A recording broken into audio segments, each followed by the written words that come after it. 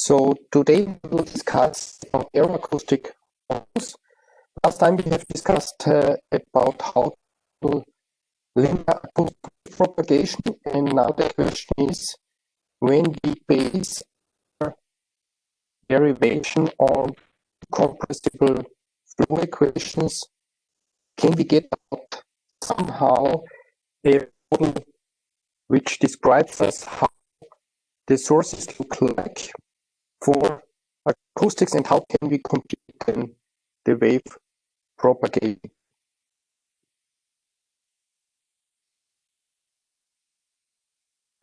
So in this thing, we will discuss the starting of aeroacoustics, and the starting of aeroacoustics is clearly Sir James Lighthill. And Lighthill had the great idea to rearrange the compressible flow equations in such a sense that he gets out a wave equation. So he has on the left hand side the wave operator, and everything what doesn't fit to the wave operator he put to the right hand side. So it is an exact formulation, but we will see all the challenges we have. At this time, it was in 1952, 1954, where he did these very important publications. He still, at this time, it was not possible to solve this inhomogeneous wave equation numerically on the computer due to the restricted hardware resources. So he neglected somehow that there are any obstacles there, and used Green's function of free radiation. So as we have also discussed last time in acoustics, then you can transform the partial differential equation into an integral formulation. And then for simplified setups, you can even get an analytical solution, or at least approximative analytical solution. And then there was Curl, who realized the idea of Lighthill, and then transformed the equation in such a sense that you also can take into account obstacles within your computational domain, at least solid bodies. And the full general integral formulation then was Fox, William Hawkins, who even can take into account rotations as you have for helicopter noise and so on. Very interesting is then also a simplification of Lighthill's analogy, leading to vortex sound, because that gives even more physics in, because actually the voices are generating sound, and you can scale the comparison between vortex size and the radiated wavelengths of the waves, and these are more or less all called series. However, you can also look for the idea of perturbation ansatz. A perturbation ansatz is always an ansatz where you say, okay, I have some ambient quantity which are large, and then I have whole perturbation. Such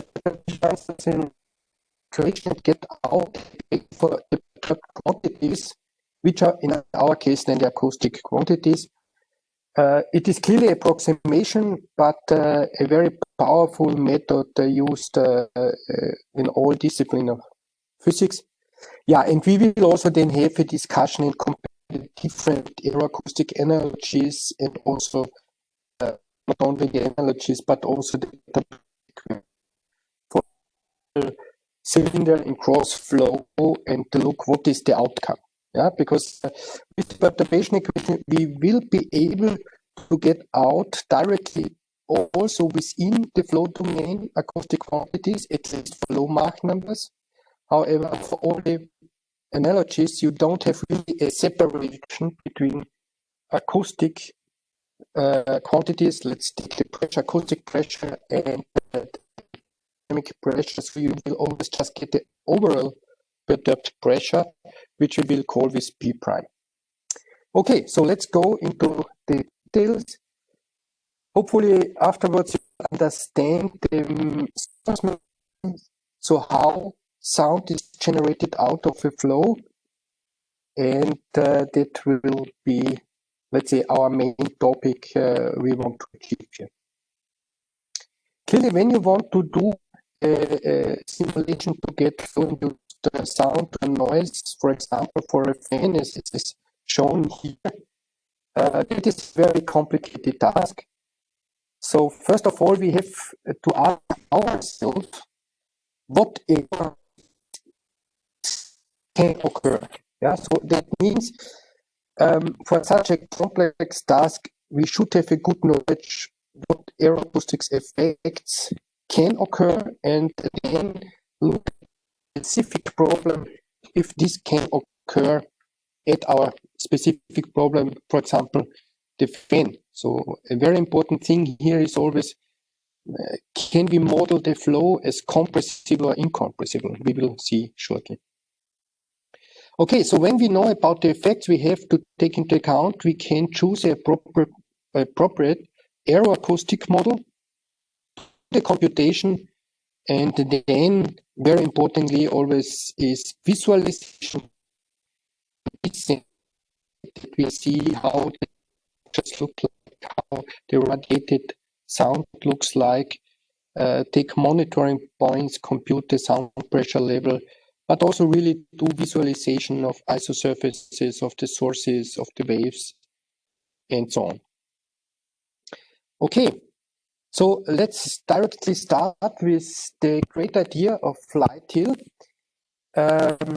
In our first chapter about the basics of flow, we have introduced the so-called momentum tensor.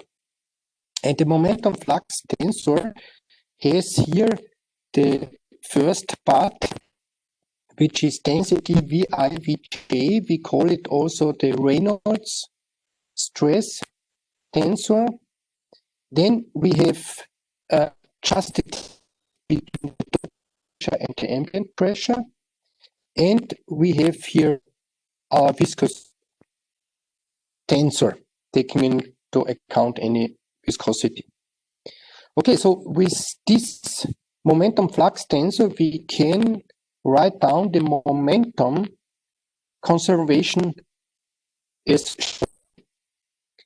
Now, in the first case, we assume we do not have any flow. So, no flow, which means this term cancels out because there is no flow.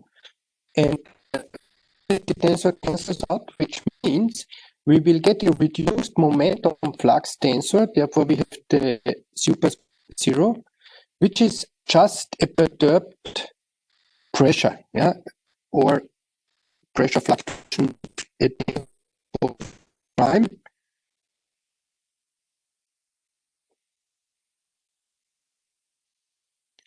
And that we can also rewrite with the constant speed of sound by a perturbed, not a perturbed, sorry, a fluctuating density.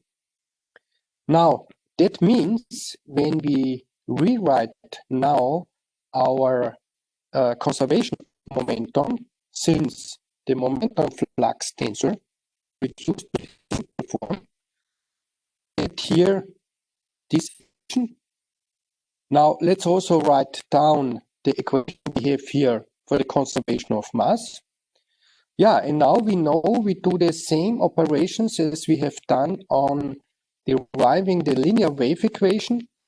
We try to get rid of these two, which means here we have a space, a time derivative. We will apply here a space derivative.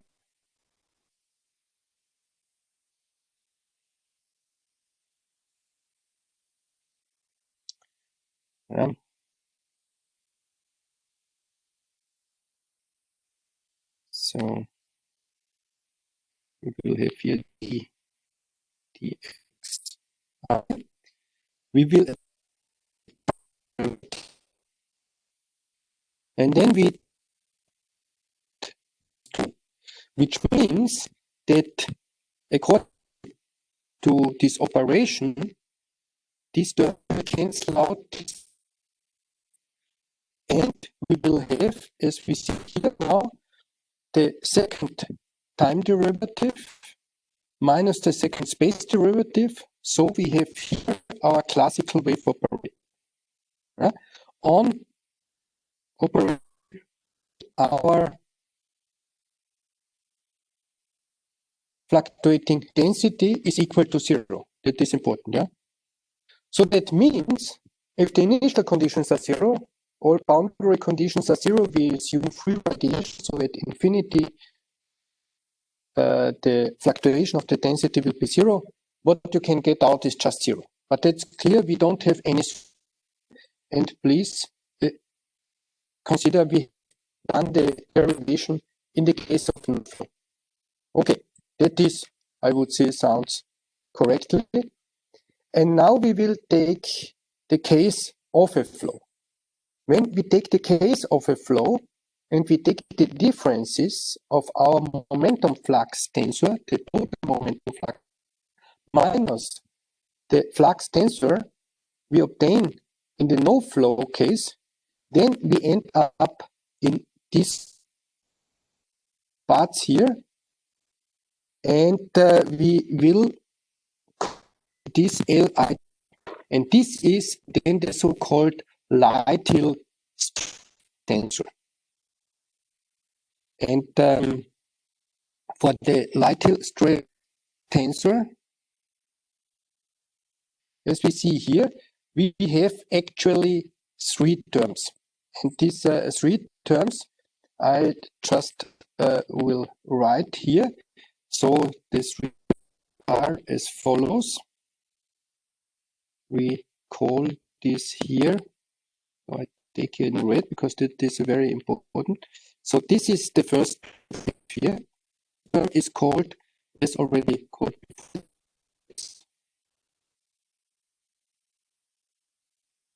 ring.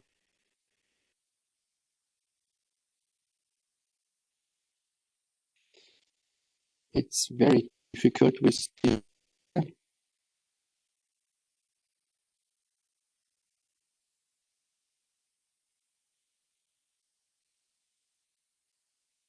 the second part, which is this part here, we call the excess.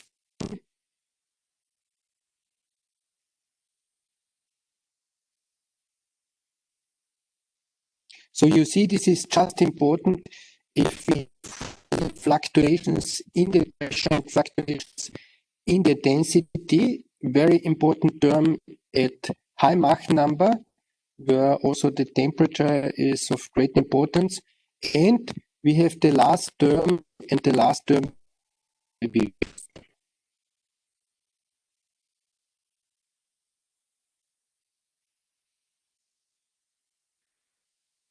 Okay, so in this sense, now we can rewrite the momentum equation as follows. So there is just a manipulation of the momentum equation, but we do not change anything here. As you see, that actually you could cancel out term here. Yeah? And then it's clear it's the classical momentum equation. We just have extended it with our momentum tensor pi 0, which will for the no flow case, but it would also cancel out. But in our case, we want to have it in. And then we rewrite it by this relation here. Here, we put in this reformulation of the conservation of momentum. Yeah, and we know the conservation of mass. Please also consider this additional term here actually is 0 because the time derivative of a constant is 0, so we can manipulate the conservation of mass in such a sense. And now we do the same as we have done before. We want to get rid of this term here. Yeah, which means we do a space derivative here, a time derivative here, and then we subtract. Doing this, we again get our inhomogeneous wave equation. We have our standard wave operator here, but now, very importantly, we have a right-hand side which is different, yeah, from zero. And since we had to do this, and we, as you can see here, the second space derivative on the light-hill tensor. So it is also the same as you take twice the divergence of this light-hill tensor, giving you at the end the scalar. But I think in this index notation, it's even easier to compute it. And this is a new equation. And what you have seen is that we have done no approximation. Yeah? So there is no approximation. We just have rearranged the equation of mass and the equation of momentum, and just did the following operations that we get out here an inhomogeneous wave equation on the left-hand side. And well, which means knowing this source term, which is fully written, we can compute the radiated waves. Now let's have a closer look, and that will be our job on this inhomogeneous wave equation. But I think it's a great idea what has been done by Lighthill to first say, okay, I look at my compressible flow equations, what I have there. I know that they model the flow as acoustic waves. I look at the no-flow case, I look at the flow case, what is the difference? And the difference should be the sources. And I always try to get a reformulation for a wave equation. Okay, so this Lighthill stress tensor, as discussed before, has three terms. The first term is Reynolds stress term. We will see it's the main term for low Mach number and high Reynolds number flows. We have here, which is important just for high Mach numbers, where also the temperature plays an important role, and we have then somehow a complex constitutive relation between pressure and density. And we have a viscous term is mainly a term damping acoustic waves, but for all different cases of flows, high Reynolds, low Reynolds number, high Mach number, low Mach number, it is mainly a term which is related to damp acoustic waves. However, and that is the important thing, we have an exact of the fluid dynamic, and we have done no approximations. Important is clearly, as you see here, because we not only have to look at the wave operator. Wave operator is a linear operator, but the source term, well, the source term is a nonlinear term, as you nicely see here.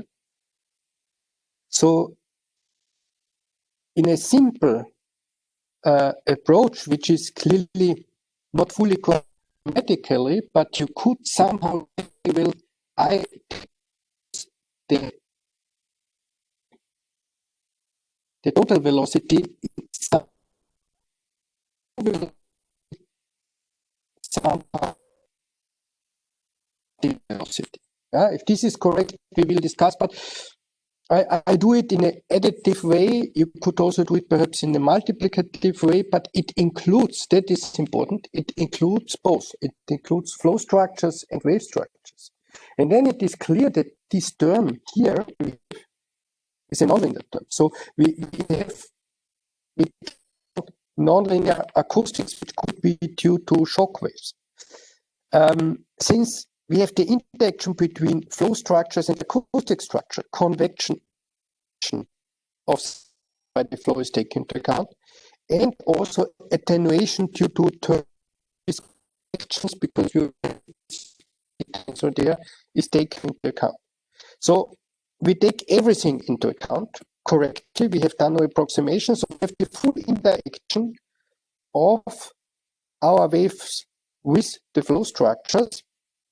But clearly, we also now already see here, and that is important, yeah, this right-hand side is not a standard right-hand side of a partial differential equation because it not only includes sources, it also includes the unknown at the end, what we want to compute, because we want to get out actually, we want to get out actually the acoustic particle velocity, or we want to get out the acoustic pressure. Yeah? So it also includes this part here.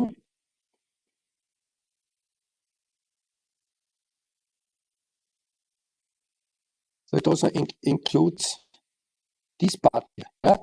And if we look, then this prime, and that will superposition P plus P, or however you do the decomposition of this overall pressure, the fluctuating pressure P prime. So the right-hand side is not only a source term, it is also an interaction term between flow and acoustics. So the main challenge is clearly we can compute the sound. That is, but we just can't compute the sound if the light hill tensor is known, and that we can compute, but we have to set of complex in the whole computational domain in order to be able to compute right-hand side. That means we have to resolve all flow mechanisms and all acoustics mechanisms, all interactions when we solve the compressible fluid dynamics equation. Now this clearly sounds a little bit strange, because when we do this, why then doing again and solve for the now right-hand side the acoustic wave equation? Consider an airplane. Yeah, for an airplane, the flow will be restricted. So you can have a restricted domain where you do this compressible flow computation and try to resolve all scales, all acoustic, all flow structure scales to be able to compute the light tensor. But we are interested what is the acoustic pressure at a difference of 5, 10, or even more kilometers, because we can hear the sound. So it still somehow makes sense. Yeah. But what we should also be aware of is that there is no separation in interaction and propagation. Yeah? That we already discussed. So the right-hand side is not a typical source term of a partial differential equation, because it includes also the unknown acoustic pressure we want to compute, or unknown acoustic density we want to compute. Okay, so it is a nice and great idea at least to have some insight in aeroacoustics, this light hills inhomogeneous wave equation, but on the one hand, it's not really practical because we need high resolved compressible flow computation, which in most cases is not feasible. Yeah, so you will have too much unknowns, you cannot compute it. On the other hand, we see even if we are able to compute it for some, let's say, academic setups, okay, we have no separation. Okay, do you have any questions? So, simple summarizing, the light hill idea was, in this sense, just a reformulation of the compressible flow equation. nothing more. We get a nice inhomogeneous wave equation, but we have to discuss what is this right-hand side. And we have seen the right-hand side is a term including the solution variable, which is in our case the fluctuating density itself. Yeah, so including the acoustic density, we are interested to have and compute the acoustic density, acoustic pressure, acoustic particle velocity directly.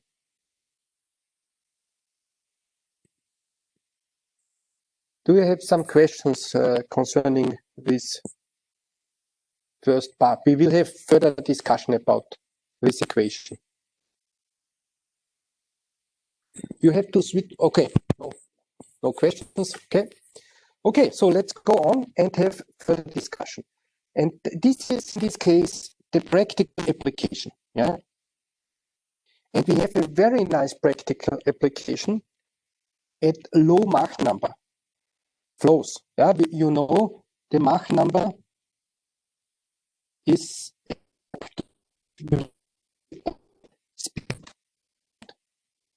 we know, let's say our medium is air, so we have 340 meters per second for the speed of sound. And so you see, even for the flow around the car, if you are driving even 200 kilometers per hour, you will have somehow a Mach number 0.1, 0.2. And you know somehow in flow dynamics, you have a limit and concerning incompressible and compressible flow. And for most cases, this limit is about 0.3. So if the Mach number is smaller than 0.3, in a lot of cases, you can model the flow as incompressible. And that clearly then makes a sense.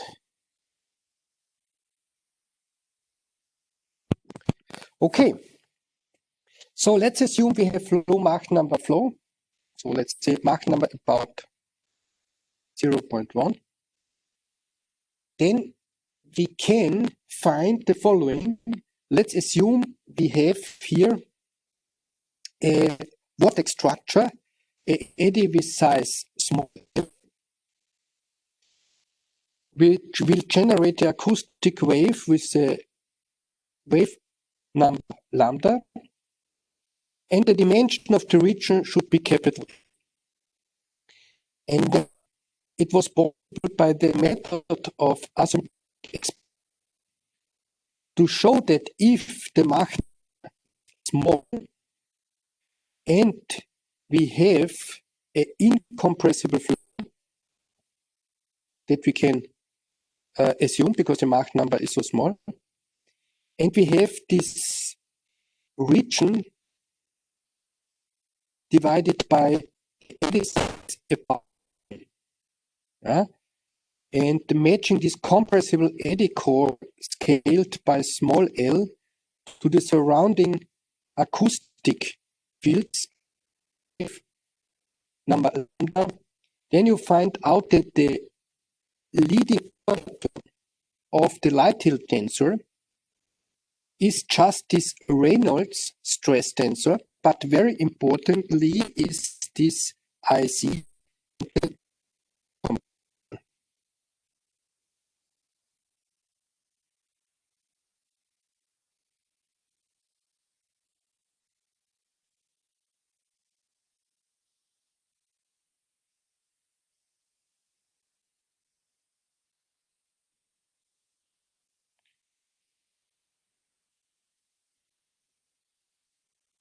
So it's difficult sometimes. This thing. No. Okay. And you know, that makes sense because an incompressible flow means you do not model any wave structures because we know waves can propagate in a compressible medium. And then you really have a separation between flow and acoustics, which means that you do an incompressible flow computation, you compute the light hill tensor, which is now just a mean density, and the incompressible velocity. Now we have a real source term, and with this real source term we can solve our inhomogeneous wave equation, and we get out a perturbed density, or the relation to the pressure over the speed of sound, a perturbed pressure. And clearly in the far field, this prime quantity, fluctuating pressure, fluctuating density, will be the acoustic density. You will have no flow, so that just can't be acoustic density. And you call this a hybrid approach, which means you perform an incompressible flow simulation, you compute the sources as shown here out of your incompressible flow velocity, and you solve Lighthill's inhomogeneous wave equation. And what out again, the fluctuating density, as well as when you rewrite it for a fluctuating pressure, and this will converge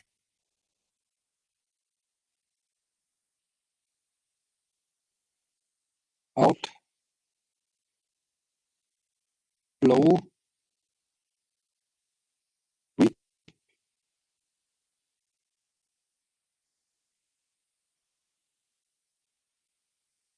to the acoustic pressure. And that is now somehow senseful. As you can see, we have the restriction to small numbers, so that it's an incompressible flow. What is also possible is the following. You always know that doing a spatial derivative of numerical data reduces clearly the accuracy, and we have to do a second order space derivative. However, you can also rewrite the second order space derivative in the case that it is an incompressible flow, where we know that the divergence of this velocity is zero by this term. Yeah?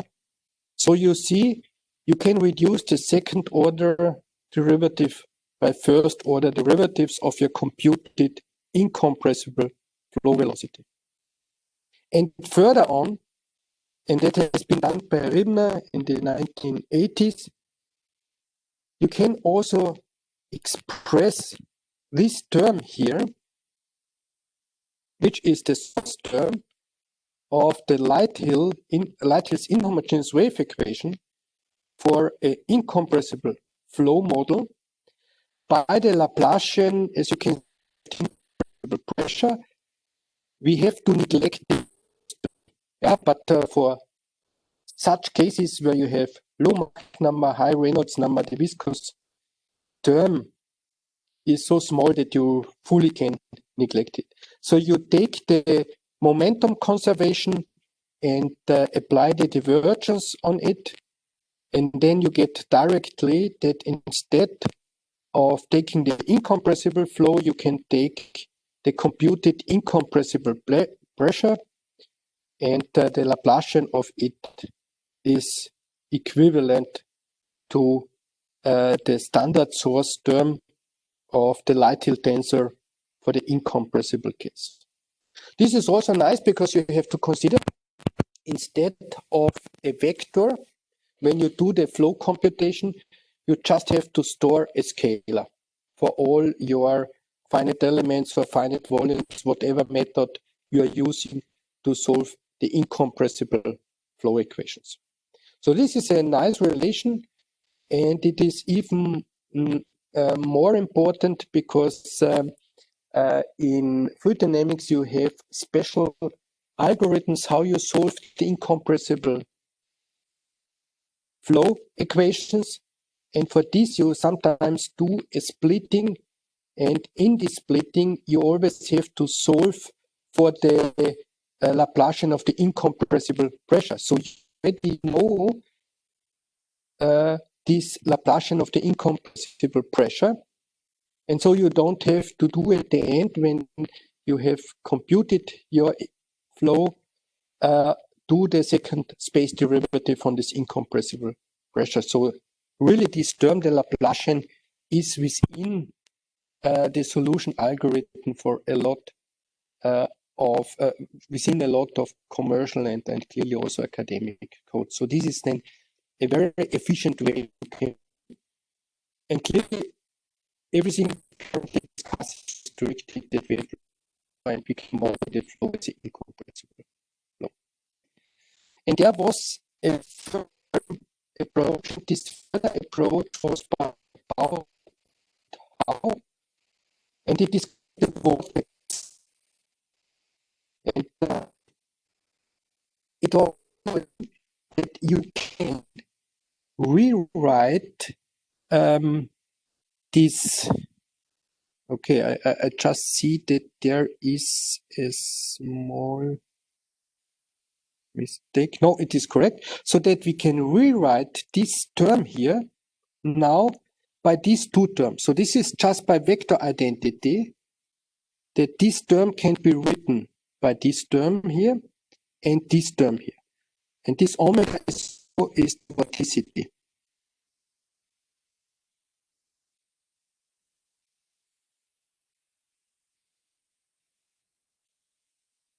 And we know, I should perhaps write it, the vorticity is computed by the curl of the flow velocity.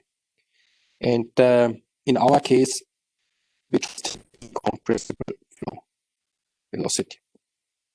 Okay, and then by looking at these two terms, you can derive, and that has mainly been done by How, that the second term is a small production term for acoustic waves. So you more or less can this term, and instead of our standard term in the inhomogeneous wave equation of Lighthill, you can have this as a source term. Yeah? Where you see it's the divergence of the cross product between vorticity, which is the curl of the velocity, and the incompressible velocity. And that is a very nice source term because here you can do a lot of analytical derivations and then really can show that for a single vortex, you even get for a simplified propagation domain an analytical solution for the inhomogeneous wave equation and then can directly see how a single vortex generates acoustic sound. But importantly, as we see, it is an approximation. Yeah? So all what we have discussed up to now are analogies, but they are all based on the Lighthill idea. Yeah? And we just have done simplifications. Yeah? But the full inhomogeneous wave equation of Lighthill, well, to solve it, we have this problem with the right-hand side term of the inhomogeneous wave equation, which is not a pure source, yeah, because it includes already interaction, nonlinearities between flow and acoustics. And just in this restricted part where we model the flow as an incompressible flow, we get rid of these interactions between flow and acoustics in the source term, and then we have a machinery perform an incompressible flow equation, compute the sources, which are now real sources by this Lighthill tensor, and then solve the inhomogeneous wave equation. Okay, do you have any questions here in up to now? So we have seen that the starting point of aeroacoustics was really in the 1950s by the idea of Lighthill, and then a lot of other researchers mainly focused at this time in Great Britain. They developed further simplifications or further physical insight, but the starting point was the idea of light hill.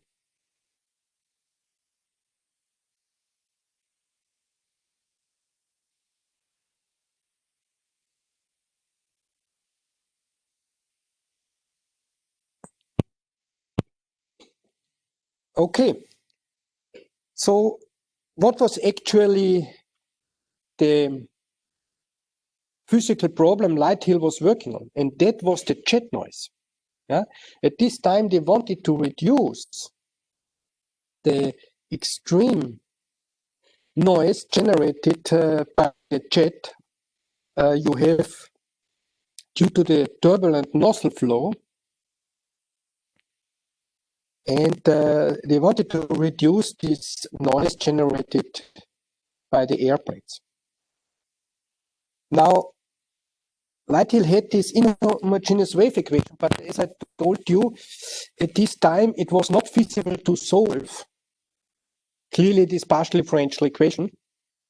So his idea was, well, I'm not so interested to really solve the equation. It is enough when I have some approximation and then get the scaling. So how does the acoustic sound power scales with the velocity of my flow? And that was the main investigation Light Hill did. And so he thought, well, perhaps it makes sense to transform the partial differential equation to an integral equation.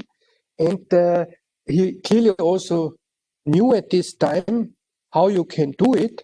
And he also knew at this time the far field approximation. And for him, it was clear, for me, it is important to rewrite then this for the far field, because I want to know what is the acoustic pressure at a big distance, and how does acoustic pressure or the acoustic power scales with the velocity exactly coming out here of the nozzle. And then to have an idea what to do and how you can reduce the generated noise. Okay, now you know, in order to come up from the partial differential equation to the integral equation, you need for your computational setup the exact Green's function, which is simple if we have free radiation, but here we do not have free radiation. Yeah? We have here the nozzle clearly can be perhaps modeled as sound hard, but it's an obstacle. And so Light Hill did the following. He was just neglecting the nozzle, and he investigated now the noise for.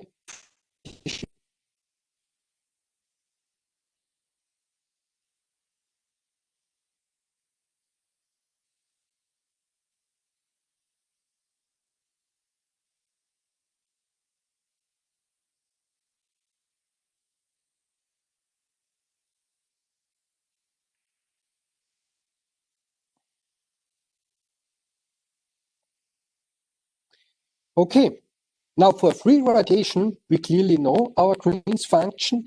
So what you get out now is the following, that this fluctuating is nothing else as the second spatial derivative, which is with respect to the observer coordinates. And you have to integrate this Light Hill tensor over the source term, yeah, where we have the source y. Okay, so in this sense, we have now an integral formulation, and we can now also apply far field approximation, which should give us at the end at least an approximate solution for P prime, and actually P prime will convert to the acoustic in the far field.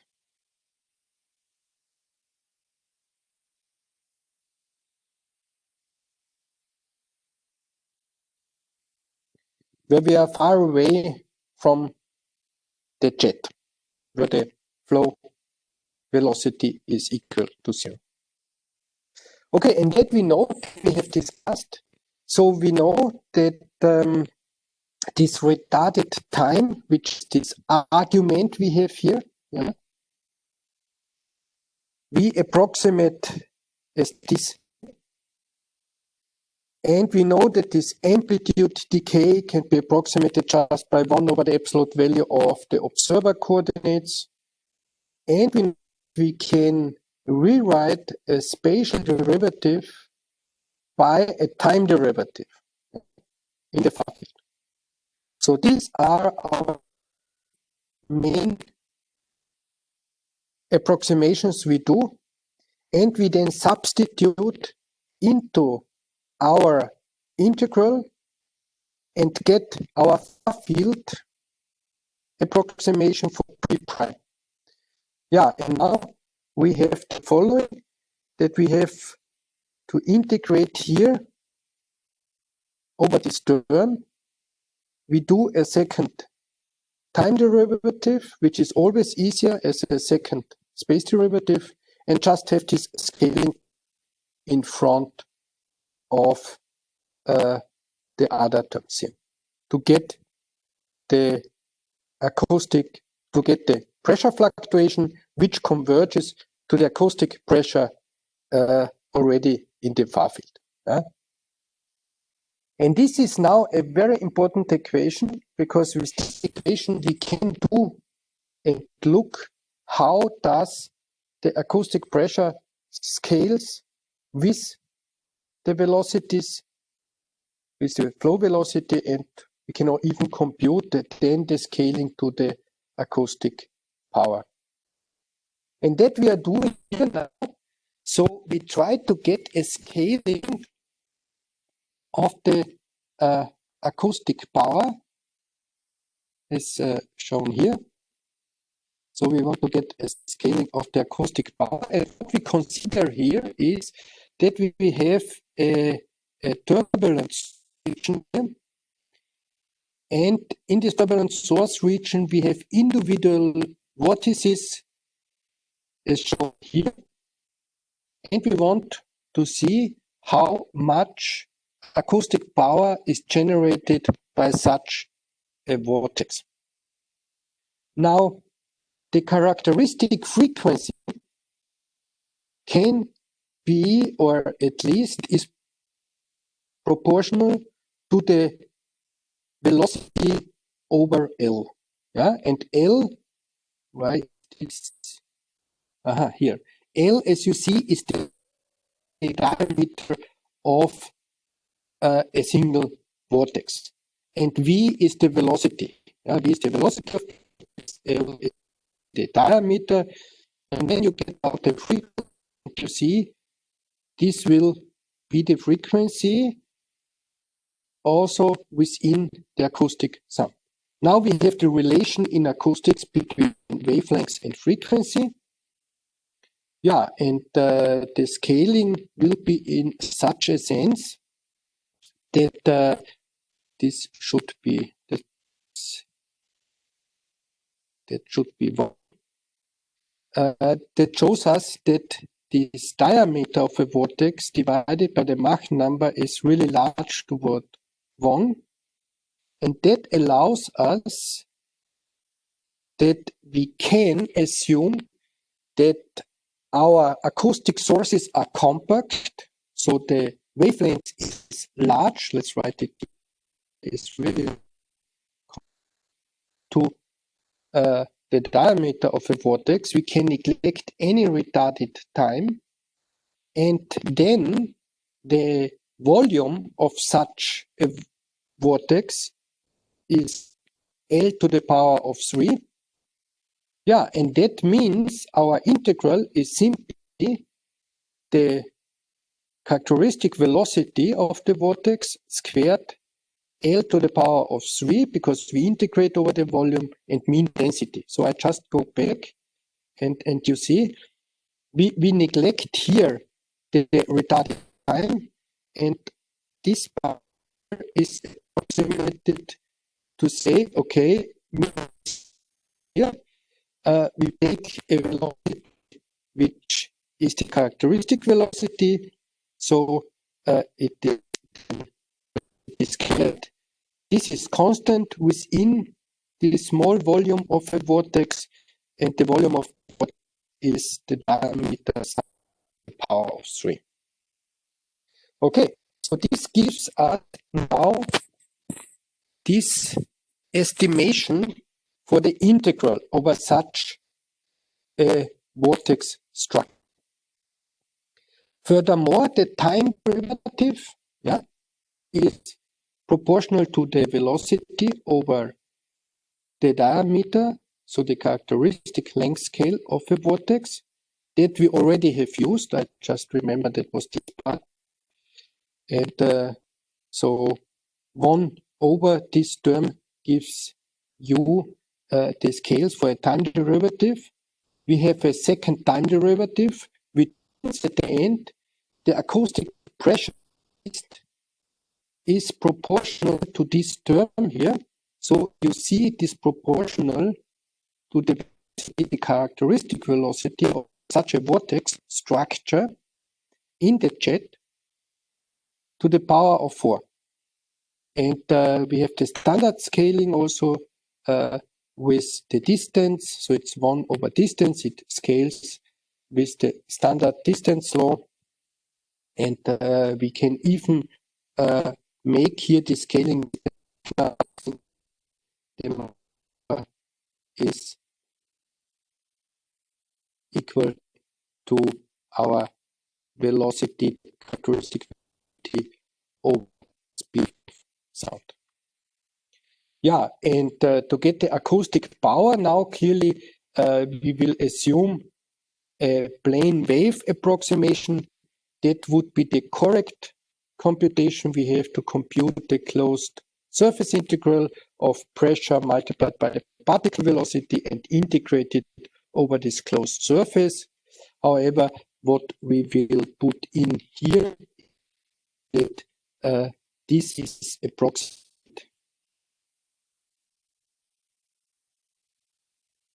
This is approximated by the acoustic pressure over mean and speed of sound.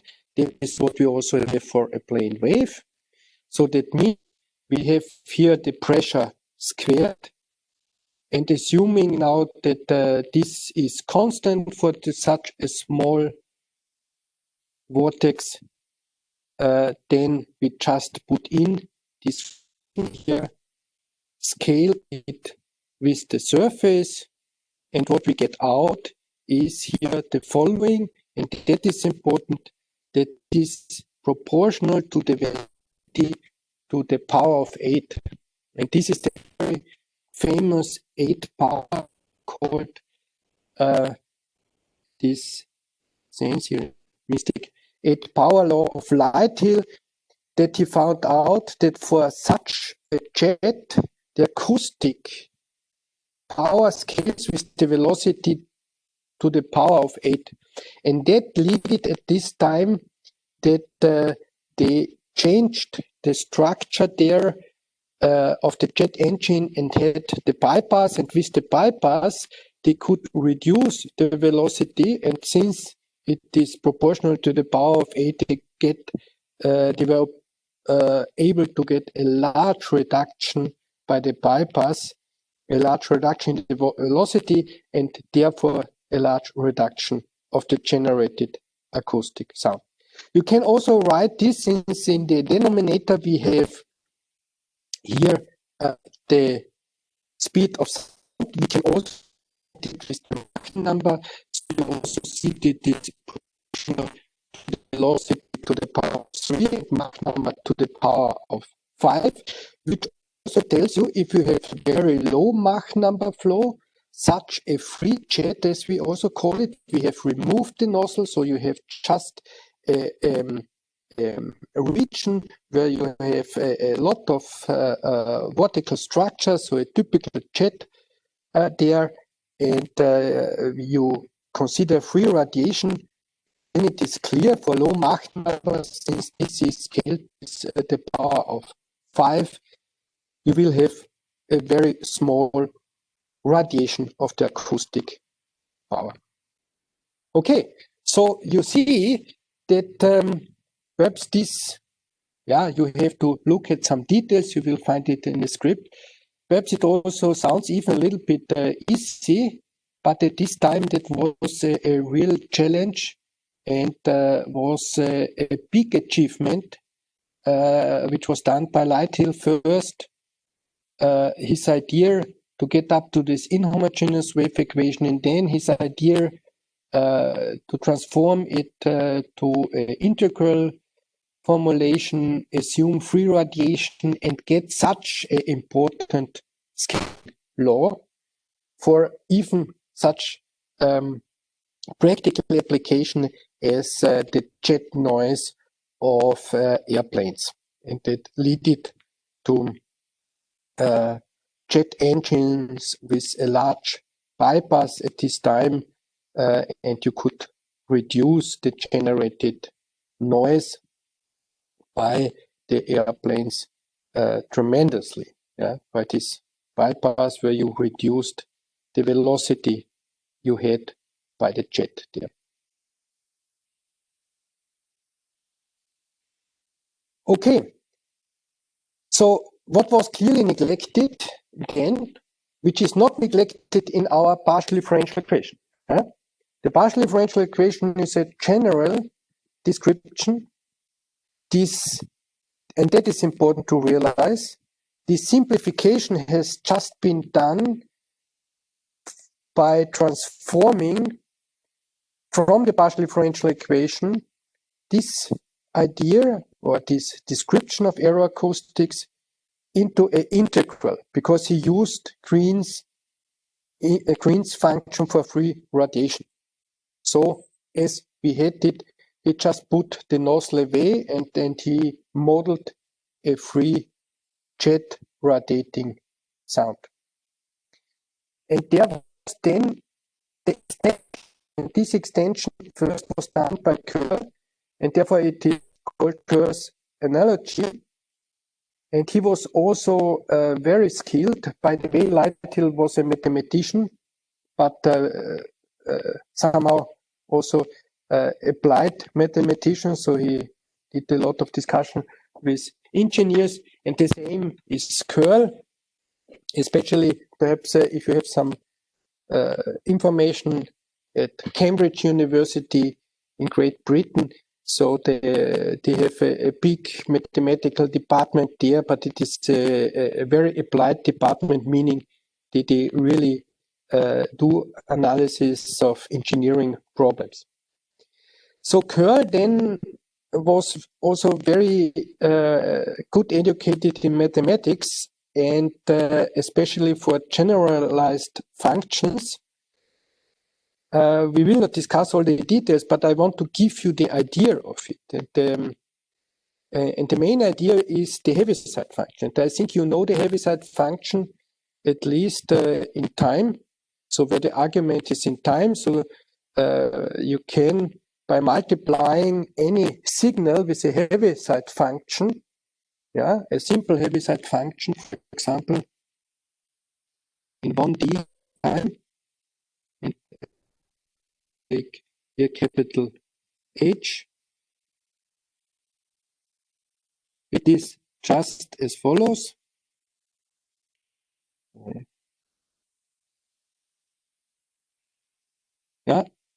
It is 0. And for the argument being larger than 0, you have a jump, and it is 1.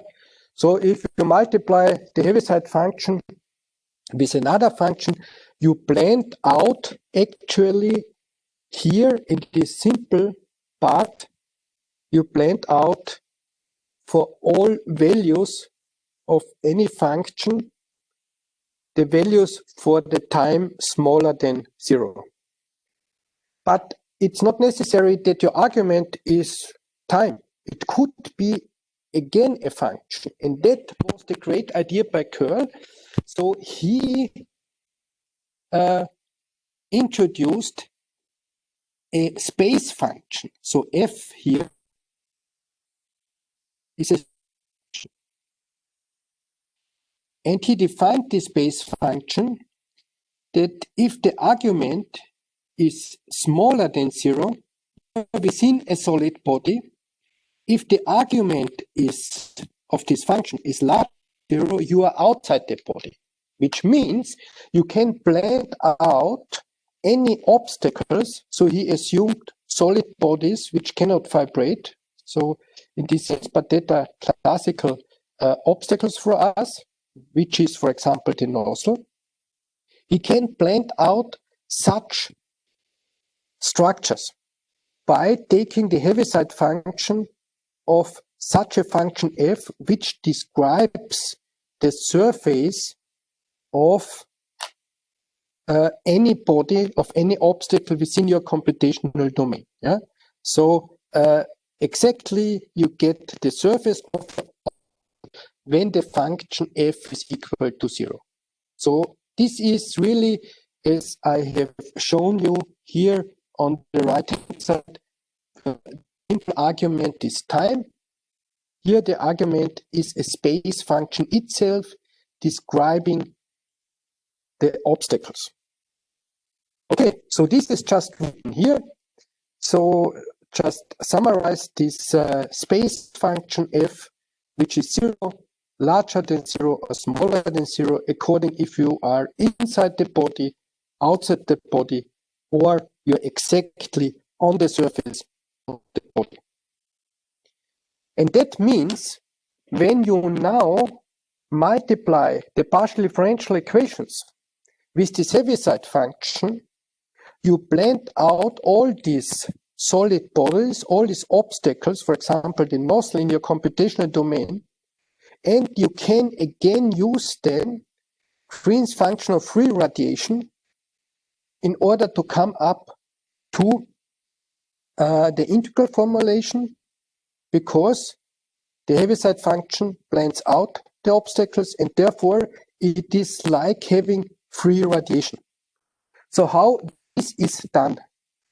And I just want to show this for you for the mass conservation. Actually, what we have to do is we again have to manipulate the conservation with the Heaviside function, which means we just multiply them.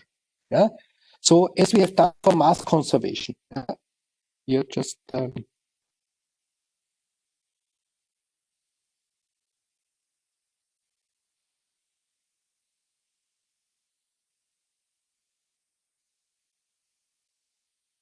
so.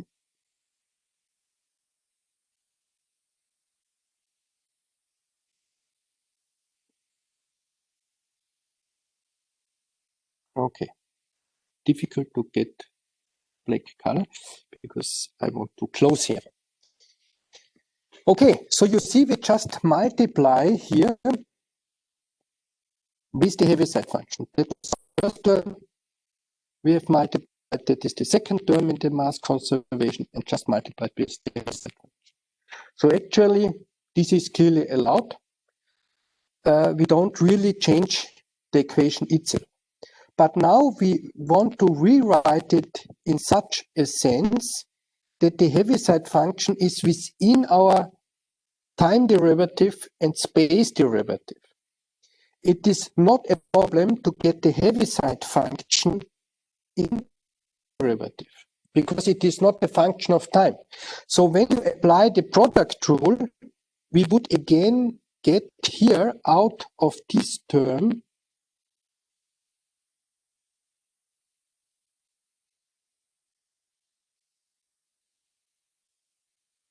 so this term would be just the Heaviside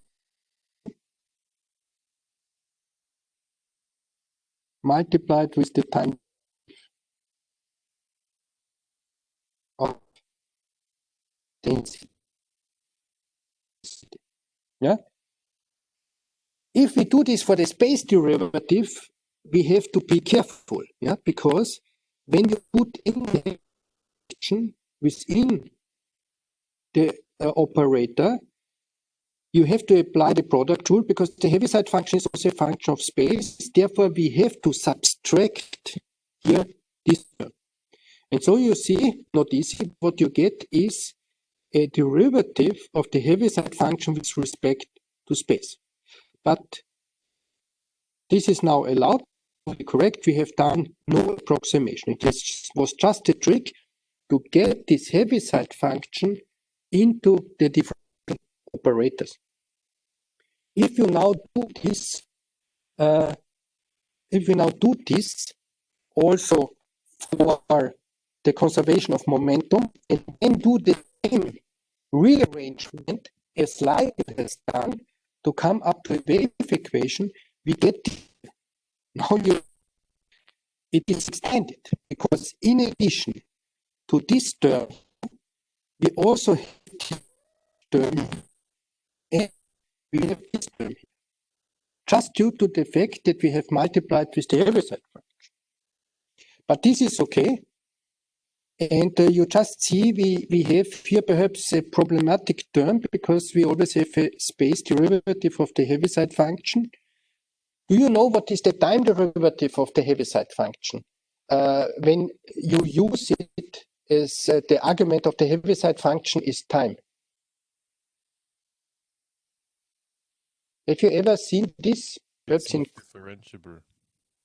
Yeah, in a classical sense, but in the sense of generalized functions, you can do the differentiation. You have heard this in quantum theory or something? Then it tends to infinity. No. Yeah, that's correct. But which function it is, or which generalized function it is? Dirac delta? Yes, yes. Yeah, very good. Yeah, of course. Okay. And that is very nice because you know in the integral, our delta function plans out then the integral.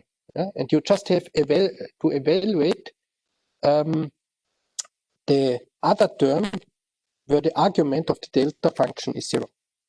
Okay, and that is exactly what we will need. So now we can use Green's function for radiation.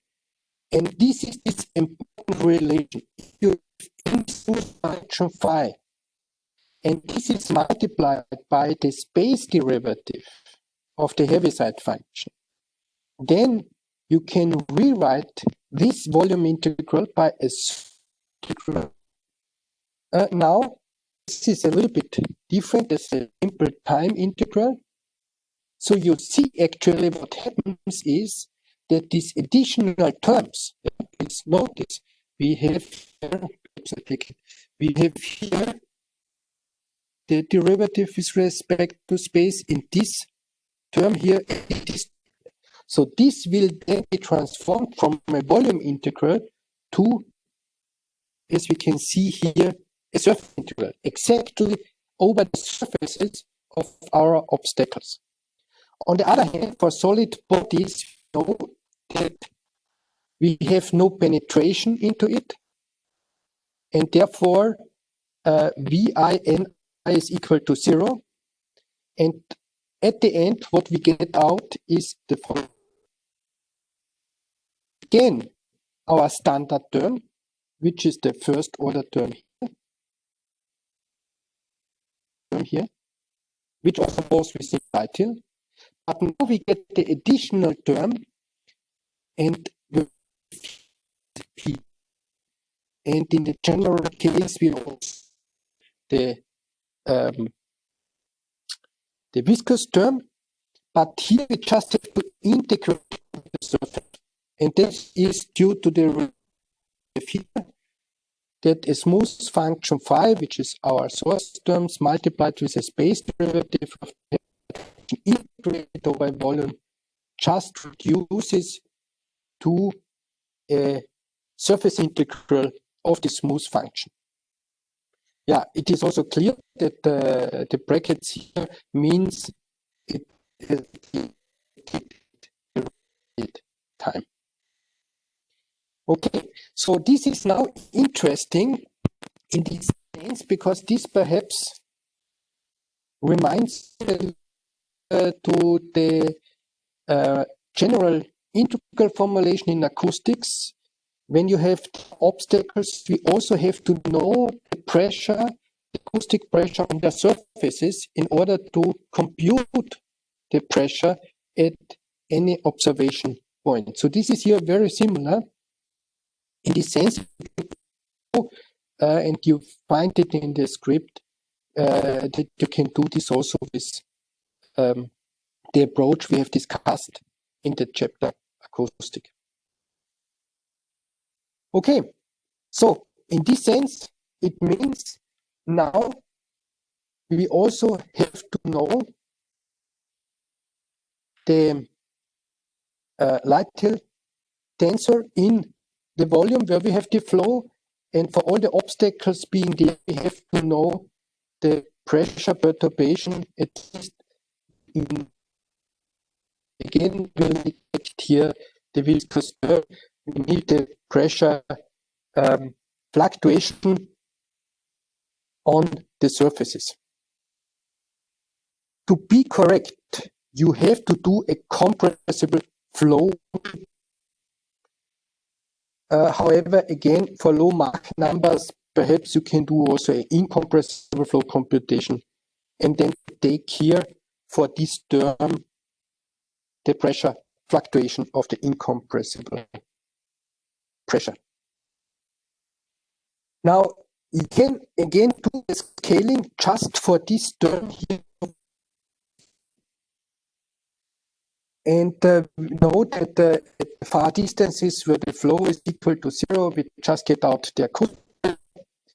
We assume acoustically compact bodies, so the Mach number is very small. We can develop radiated surfaces which scales according to small l. The small l was for us the diameter of a vortical structure. And if you do this acoustic power, again, approximating here the acoustic particle velocity in the case of plane waves, mean density and speed of sound. And as we see, we divide the surface by individual small being equivalent to the vertical structure of an eddy. You just plug in there what you get out for the far field approximation of our integral. We have within this curves formulation. See at the end, and this thing is that the scaling here, I can write it with the power of 6. Here, scaling with the Mach number. Okay, and this is the 6th. So you see that this is even a better radiator for low Mach numbers because the Mach number just scales with the power of 3. In the other case, for this jet noise where we have no obstacles there, it was a scaling with the power of 5. Okay, so you see that this idea of curl leads to an integral formulation now which take into account obstacles. Clearly what you also need and have to extract from a flow simulation is the pressure fluctuation on the surfaces of any obstacles within your computational domain. Okay. Do you have any questions here?